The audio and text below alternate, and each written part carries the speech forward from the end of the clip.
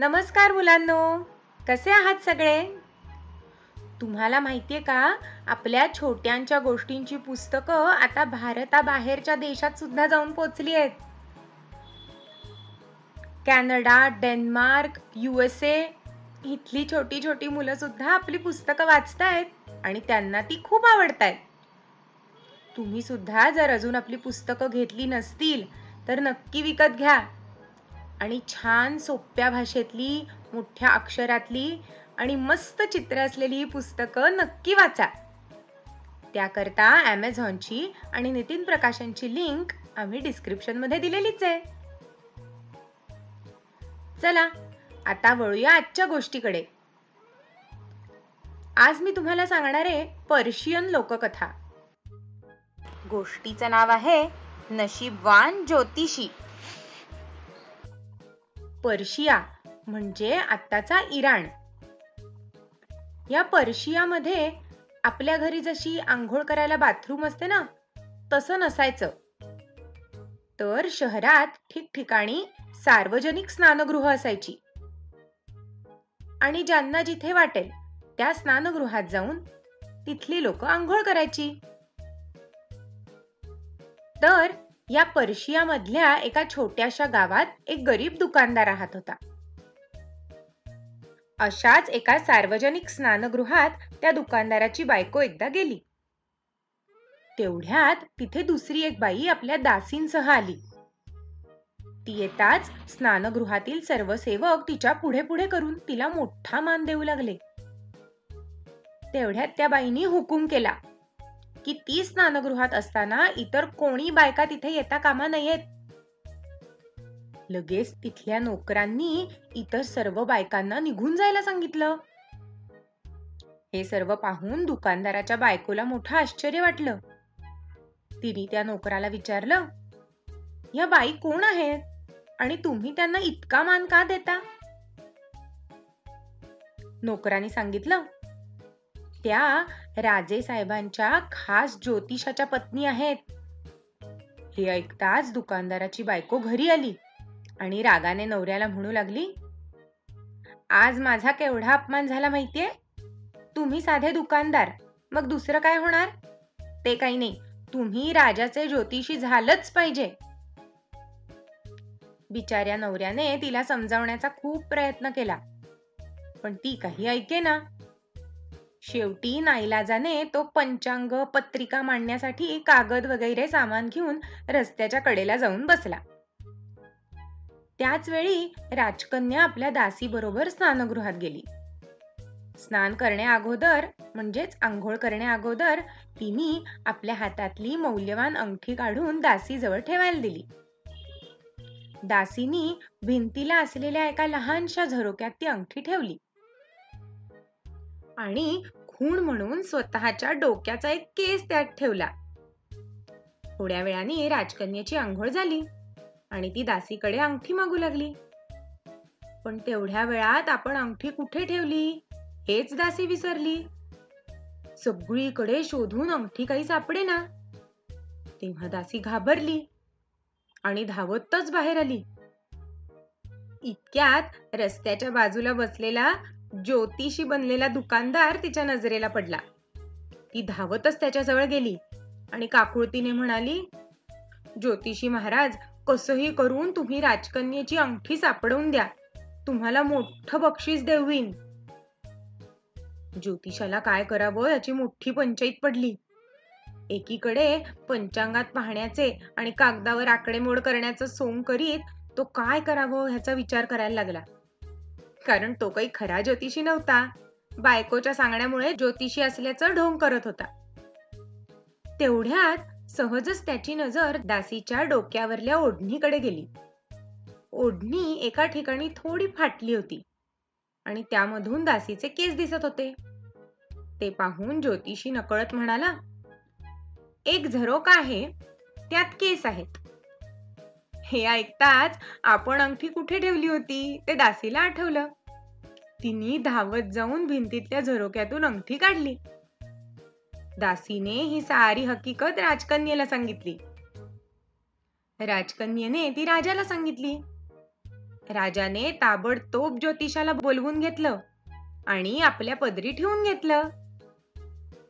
ज्योतिषी आता चांगला श्रीमंत होऊन सुखाने राहू लागला. काही दिवसांनी राजाची तिजोरी चोरांनी फोडली आणि आतला ऐवज म्हणजेच सोनं नाणं पैसे सगळं चोरलं.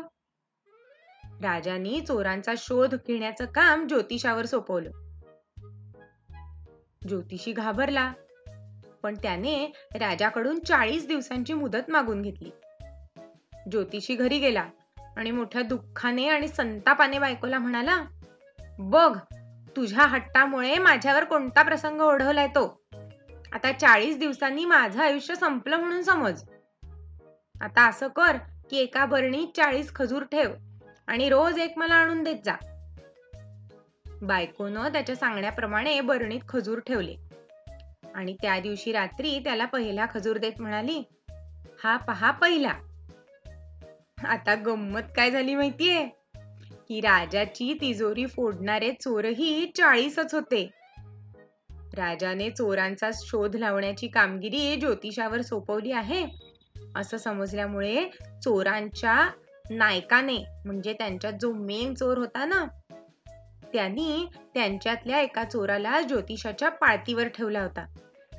ह्यावेळी तो ज्योतिषाच्या घराच्या छपरावर लपून बसला होता. हा पहा पहिला, असं ज्योतिषाच्या बायकोचे शब्द ऐकताच तो घाबरला. त्याला वाटलं ज्योतिषाला कळलं की काय आपण इथे बसलोय ते. त्यांनी जाऊन त्या मेन चोराला सगळी हकीकत सांगितली. दुसऱ्या दिवशी दुसरा चोर छपरावर लपून बसला. रात्री त्या ज्योतिषाला खजूर देताना त्याची बायको म्हणाली, हा पहा दुसरा. हे त्या चोराने ऐकलं आणि तोही घाबरला. असे 39 दिवस झाले. 40व्या दिवशी चोरांचा नायक स्वतः आला. ज्योतिषाच्या बायकोने सर्वात मोठा खजूर शेवटी ठेवला होता. तो आपल्या नवऱ्याला देत ती म्हणाली, हा शेवटचा आणि सर्वात मोठा. हे ऐकताच चोरांचा नायक धावतच आत आला. ज्योतिषाचे पाय त्याने घट्ट धरले आणि तो त्याला विनवू लागला, सारा ऐवज आणून देतो, पण मला राजाच्या ताब्यात देऊ नका. माझी चूक झाली, मला क्षमा करा. ज्योतिषाचं आयतच काम झालं. त्यांनी सारा ऐवज म्हणजेच चोरांनी लुटलेलं सोनं नाणं पैसे सगळं दुसऱ्या दिवशी राजासमोर हजर केलं. राजा एकदम खुश झाला आणि त्यांनी त्या ज्योतिषाला मोठं बक्षीस दिलं. पुढे एकदा काही दिवसांनी राजा जंगलात शिकारीला गेला. तिथे त्याला गवतात एक टोळ दिसला. राजा त्याला पकडण्याचा प्रयत्न करू लागला. 2दा टोळ निसटला, पण तिसऱ्यांदा मात्र सापडला. राजाने तो टोळ आपल्या बरोबर परत आणला आणि त्याला मुठीत ठेवून आपल्या मुठीत काय आहे ते ओळखायला त्यांनी ज्योतिषाला सांगितलं. आता आपलं बिंग बाहेर येणार या कल्पनेने ज्योतिष घाबरला.